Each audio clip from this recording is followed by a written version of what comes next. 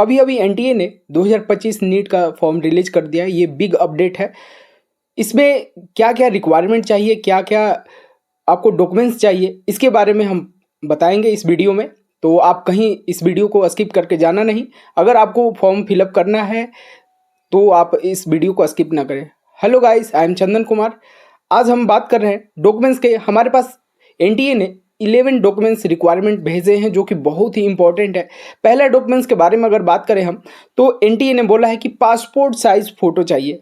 बेटा, हमारे पास passport size photo चाहिए, ठीक है, फॉर्म फिलअप करने के लिए।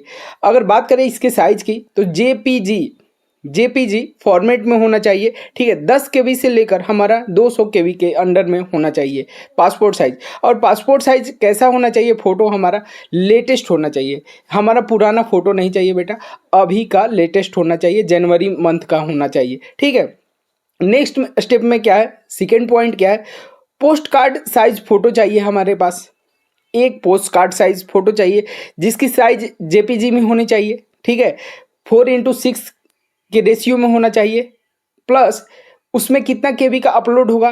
10 केबी से लेकर हमारे 200 केबी के अंडर में होना चाहिए। पास कोड, ठीक है, पास कोड साइज आप फोटो देखे होंगे अगर आप एग्ज़ाम दिए होंगे, ठीक है। नेक्स्ट थर्ड में क्या बोला है एनटीए ने? सिग्नेचर चाहिए हमें जेपीजी फॉर्मेट में, समझ रहे हैं? जेपीजी फॉर्मेट में हमें सिग्नेचर चाहिए। ये कितने साइज होनी चाहिए? हमारा 10 केबी से लेकर 50 केबी के अंडर में हमारा होना चाहिए। नेक्स्ट एनटीए ने फोर्थ पॉइंट में बोला है, फोर्थ डॉक्यूमेंट्स क्या रिक्वायरमेंट है? Left and right hand finger, ठीक है, लेफ्ट एंड राइट हैंड दोनों हाथ का फिंगर एंड थंब इम्प्रेशन होना चाहिए बेटा। ये भी जेपीजी फॉर्मेट में होना चाहिए हमारा, जो कि 10 केबी से लेकर 200 केबी के अंडर में ये होना चाहिए। अगर इससे ऊपर हो जाता है, 200 केबी से ऊपर हो जाएगा, तो ये अपलोड नहीं हो पाएगा। फॉर्म जो हम फिलअप करेंगे उसमें अपलोड नहीं हो पाएगा। तो इन सब बातों को ध्यान रखना है हमें। नेक्स्ट डॉक्यूमेंट्स क्या है हमारा, जो नंबर 5 है, क्लास 10th का बेटा मार्कशीट चाहिए हमें, ठीक है।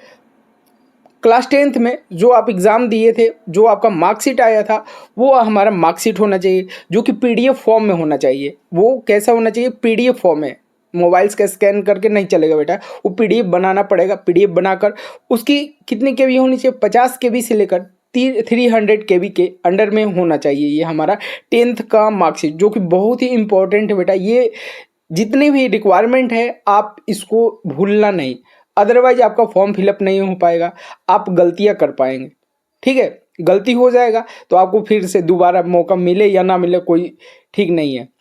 इसीलिए हमें गलतियों को सुधारते हुए चलना है। नेक्स्ट में क्या है, जो कि हमारे 10th का मार्कशीट है, जो सीजीपीए में है, ठीक है, सीजीपीए में है, वो भी कितना होना चाहिए?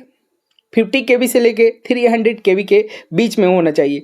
इसको सीजीपीए अगर है तो हम कितने से मल्टीप्लाई करेंगे वो भी आप काउंट कर लें, 9.8 से, ठीक है, मल्टीप्लाई करके हम निकाल लेंगे।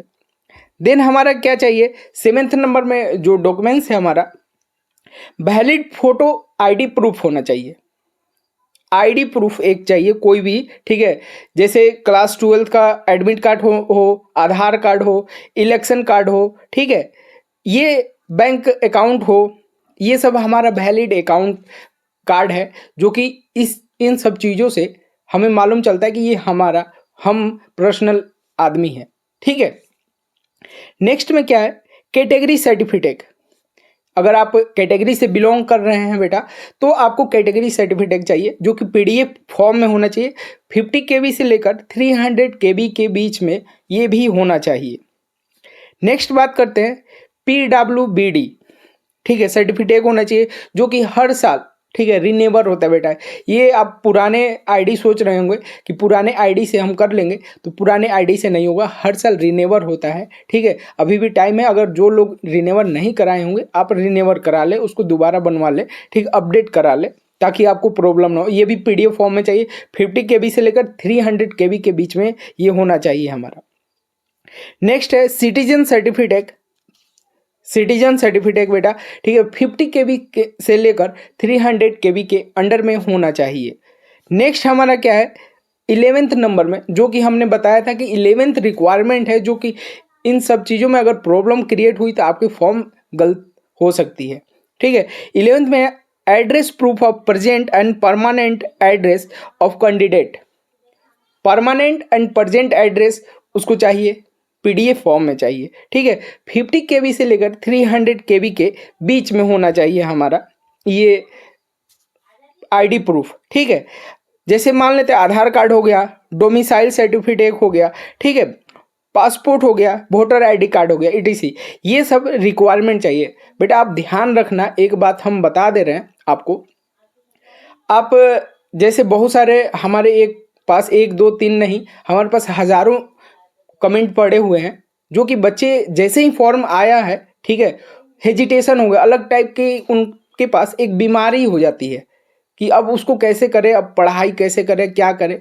कुछ करना नहीं है, हमको क्या करना है कि हमें जिस तरीके से अभी तक चल रहे थे, फॉर्म रिलीज होने से पहले हम जिस तरीके से पढ़ाई कर रहे थे उसी तरीके से अभी भी पढ़ना है बेटा। ठीक है, कोई हेजिटेशन नहीं लेना, रिलैक्स होकर पढ़ना है, ताकि हम जो भी टाइम बचा है हमारे पास, ठीक है, बहुत ही कम टाइम बचा हुआ है, उन सब टाइम में हम अपना जो प्रीवियस जो चैप्टर है, ठीक है, उसको रिवाइज कर सकते हैं, उसको रिवीजन कर सकें।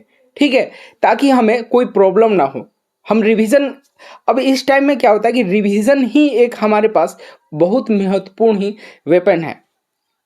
ठीक है, तो हम इसको रिवीजन करें, जो हमारा चैप्टर हो चुका है रिवीजन करें। ठीक है, अगर कोई भी प्रॉब्लम हो तो आप ज़रूर कमेंट बॉक्स में कमेंट करके पूछ सकते हैं। ठीक है, ऑल द बेस्ट।